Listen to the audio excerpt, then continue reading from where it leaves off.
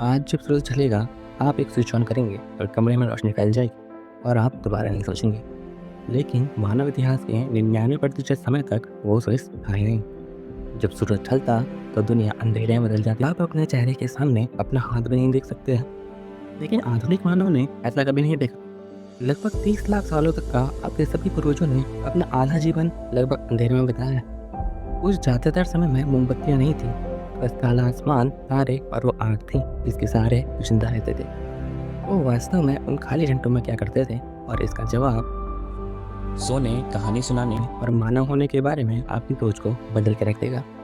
और शुरुआत आग से करते हैं, क्योंकि यहीं से सब कुछ चालू हुआ था। आग पर नियंत्रण पाने का पहला प्रमाण अफ्रीका की वंडरवा गुफा से लगभग 10 लाख साल पहले मिला था।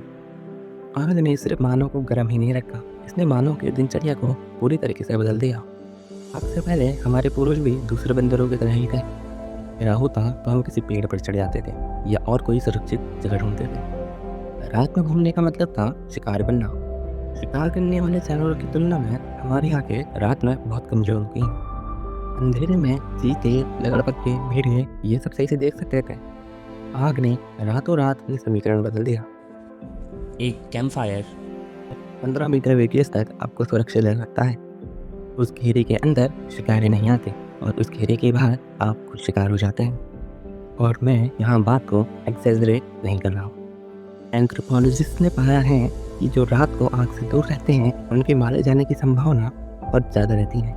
और यहाँ एक दिलचस्प बात है, आग ने सिर्फ रात में मनुष्यों की सुरक्षा ही नहीं की, इसने मनुष्य को कुछ ऐसा दिया जो कि कभी पहले नहीं मिला था, कुछ अतिरिक्त घंटे। इस बारे में सोचे, आज मानव का दिन सूरज ढलने के साथ ही खत्म हो जाता था। गर्मियों में 12 घंटे और सर्दियों में शायद सिर्फ 8 घंटे। आग ने अचानक से हर दिन में लगभग 2 से 4 घंटे जोड़ दी। उन अतिरिक्त घंटों की वजह से ही शायद आज हम इतने विकसित हो चुके हैं। 2014 में एंथ्रोपोलॉजिस्ट पॉली लीसनर ने एक स्टडी पब्लिश की। उन्होंने क्वांटी बुशमैन ग्रुप के ऊपर हजारों घंटे तक स्टडी की कि कुछ आखिरी समूहों में से एक जो कि आज भी पुराने मानवों की तरह ही रह रहे थे। और उन्होंने एक बहुत आश्चर्यजनक बात ढूंढी। दिन के दौरान 80% बातें प्रैक्टिकल होती थी। कौन कहाँ शिकार कर रहा है, कौन क्या उगा रहा है, और उनकी कंप्लेंट, अर्थव्यवस्था का लाभ तोल और ये समय की बातें ज़्यादातर काम की होती थी। बट रात के समय यह समीकरण उल्टे हो जाते थे। रात के समय लगभग 81% बातों में कहानियाँ सुनाई जाती थी। दूसरे प्रदेश के लोगों की कहानियाँ, एडवेंचर और धरती के अस्तित्व की कहानियाँ, और आपस में मजाक करना।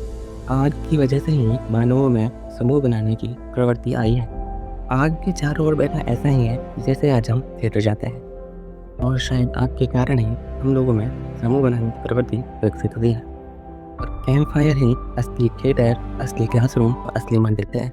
आग वह जगह थी जहाँ पर मानव वर्तमान से परे सोचना सीखता था, और शायद उन चीज़ों के बारे में जो आज तक अस्तित्व में है ही नहीं। और शायद आग ही वह जगह थी जहाँ पर मानव मानव बन सका। लेकिन रात बस कहानी सुनाने के लिए ही नहीं थी, शायद वहाँ कुछ और भी हो रहा था। ऐसा कुछ जो कि शायद वैज्ञानिकों को आज से लगभग 30 साल पहले ही मिला है। हम आज जैसे सोते हैं, शायद हमारा शरीर वैसे सोने के लिए बना ही नहीं है। 2001 में हिस्टोरियन रॉजर पीकर्स ने एक स्टडी पब्लिश की जिसकी वजह से सोने का पूरा विज्ञान ही बदल गया। उन्होंने लगभग 16 साल तक का पुराने हिस्टोरियल रिकॉर्ड को खंगाला और उन्होंने ऐसा कुछ ढूंढा शायद जिसकी किसी ने कल्पना भी नहीं की। 500 से भी ज़्यादा रेफरेंस है, जिसमें प्रार्थना की किताबें, कोर्ट के रिकॉर्ड्स और डायरिया थी, और ओडिसी की किताब के कुछ पैराग्राफ थी। और ये सब चीज़ें बस एक ही तरफ इशारा करके थी, first sleep and second sleep. आधुनिक युग से पहले मानव लगातार 8 घंटे नहीं सोता था। सूरज ढलने के बाद मानव 4 घंटे के लिए सोने जाता था और फिर उठ जाता था। 1 से 2 घंटे उठता था, फिर दोबारा से 3 से 4 घंटे के लिए सोने चले जाता था। और यह कोई अनिद्रा की बीमारी नहीं थी, यह नॉर्मल था। और उस समय पर शायद सब मानव इसी प्रकार सोते थे। लेकिन उस खाली समय में मानव करता क्या था? सब कुछ 1600 ईस्वी के फ्रेंच फिजिशियन ने बताया कि इस समय मानव बच्चा पैदा कर सकता है। क्यों? क्योंकि शायद वो इस समय बेहतर कर सकते हैं। वो पड़ोसियों के घर जाते थे और शायद अपने सपनों के बारे में सोचते थे। वे लिखते थे और शायद कुछ लोग सिर्फ बेड पे पड़े रहते थे। 1500 ईस्वी के किसी डॉक्टर के प्रमाण ने यहाँ बताया है की। पढ़ने के लिए सबसे बेहतर समय द वॉच है। वो शांत घंटे जो कि फर्स्ट स्लीप और सेकंड स्लीप के बीच में आते हैं, जब दुनिया शांत और दिमाग स्थिर होता है। इतिहासकार इनको दशकों से पढ़ते आ रहे थे, लेकिन वह फर्स्ट स्लीप को कुछ और ही बोलते थे, क्योंकि वो कल्पना भी नहीं कर सकते थे कि पुराना मानव इस तरीके से सोता था। और यह बात इतनी गहरी थी कि उन्होंने इस पूरी व्याख्या का अनुवाद ही गलत कर दिया। लेकिन शायद इतिहास से विज्ञान का जनक है। 1992 में national institute of mental health के मनोचिकित्सक ने यह व्याख्या करने एक प्रयोग करा। उन्होंने कुछ कैंडिडेट्स लिए और उनके जीवन से सारी आर्टिफिशियल लाइट गायब कर दी। 1 महीने के लिए उनको 14 घंटों तक अंधेरे में रखा गया, वैसे ही जैसे हमारे पूर्वज रहा करते थे। और कुछ ही हफ्तों में हर कैंडिडेट ने एक ही स्लीपिंग पैटर्न अपना लिया। 4 घंटे सोना, 1 से 3 घंटे जागना और फिर 1 से 3 घंटे सोना। उन्हें सीने करने को नहीं कहा था, किसी ने सुझाव नहीं दिया था। उनकी बॉडी ने खुद किया। फिर उनके शरीर के अंदर कोई बहुत पुरानी सेटिंग ऑन कर दी हो। जागने के दौरान उनके हार्मोन स्तर को मापा गया और कुछ खास पाया। और वो लोग किसी सामान्य उठने की अवस्था में नहीं थे। उनके दिमाग में प्रोलैक्टिन का स्तर बहुत ज़्यादा बढ़ गया था। ये वही हार्मोन है जो कि मेडिटेशन करते वक्त और चरम सुख के वक्त निकलता है। जैसे उन्होंने कोई शांति की अवस्था प्राप्त कर ली हो। यह अवस्था थोड़ी देर के लिए उठने और फिर सो जाने से बहुत अलग है। यह उनके अंदर एक चेतना की अवस्था की तरह है, जो कि शायद आधुनिक मानव ने कभी भी एक्सपीरियंस नहीं किया है। तो इसे किस चीज़ ने ख़त्म किया? शायद जवाब इतना मुश्किल भी नहीं है। लाइन 1600 ईस्वी में शहरों ने स्ट्रीट लैंप्स को अपनाया। पेरिस वह पहली जगह थी जिसने कि लुई 14 के अंदर यह काम पहली बार किया। उसके बाद लंदन ने रात को लोगों को बाहर निकलने में डर नहीं लगता था, और फिर मोमबत्तियाँ भी काफ़ी सस्ती हो गई थी। 1800 ईस्वी में गैस लैंप्स आए और फिर 1879 में एडिसन ने बल्ब का आविष्कार किया और 30 लाख सालों का अंधेरा पल में ही गायब हो गया। लेकिन इस चीज़ के बारे में कभी कोई बात नहीं करता है। कर्फ्यू शब्द फ्रेंच शब्द कुवरफू से आया है, जिसका वास्तविक अर्थ है कवर फायर। मध्यकाल के कस्बों में रात को 1 घंटी बजती थी। यह संकेत था सभी लोग अपनी आँख को बुझाएं, और यह किसी सुरक्षा के लिए नहीं था।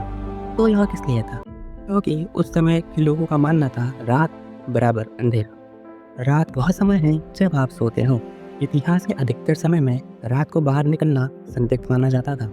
यूरोप के कुछ शहरों में बिना लैंटर्न के रात को बाहर निकलना एक क्राइम था। उस समय के लोगों का मानना था रात का संबंध चोरों और अलौकिक शक्तियों से है। वो सभी रात से ऐसे डरते थे जिसे शायद हम कभी नहीं समझ सकते। और फिर हमने इस पे विजय पा ली। हमने शहर के शहर लाइट से भर दिए और सोचा ये हमारे लिए एक बहुत बड़ी जीत है। लेकिन हमने क्या खोया? आज का मानव सूर्यास्त के बाद भी 7 से 8 घंटे तक का आर्टिफिशियल लाइट में रहता है। Artificial light, specially blue light जो कि फ़ोन से निकलती है, वो आपके दिमाग में मेलाटोनिन के स्तर को गिरा देती है। मेलाटोनिन वही हार्मोन है जो कि आपकी स्लीप को रेगुलेट करता है। शरीर को सूर्य और बल्ब के प्रकाश में अंतर नहीं पता है। जब रात के 11 बजे आपकी आंखों में प्रकाश पड़ता है तो दिमाग को लगता है यह दिन ही है, और यह आपके मेलाटोनिन के श्रावण को पीछे कर देता है।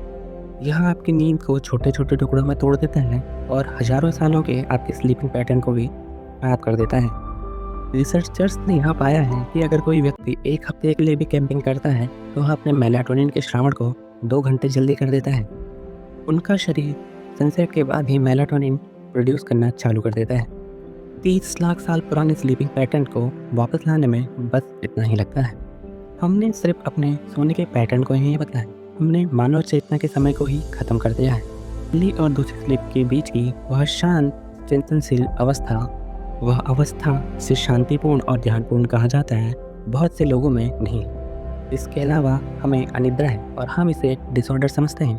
लेकिन क्या होगा अगर ये डिसऑर्डर ही ना हो? लेकिन क्या होगा अगर रात को उठना और अंधेरे में लेटे रहना आपके शरीर की खराबी नहीं है? शरीर वही काम कर रहा है जिसके लिए वह बना है। 10,000 सालों तक का मानव ने अपनी रातें एक ऐसे पैटर्न में बनाई है जिसे विज्ञान शायद अभी समझना ही शुरू कर रहा है।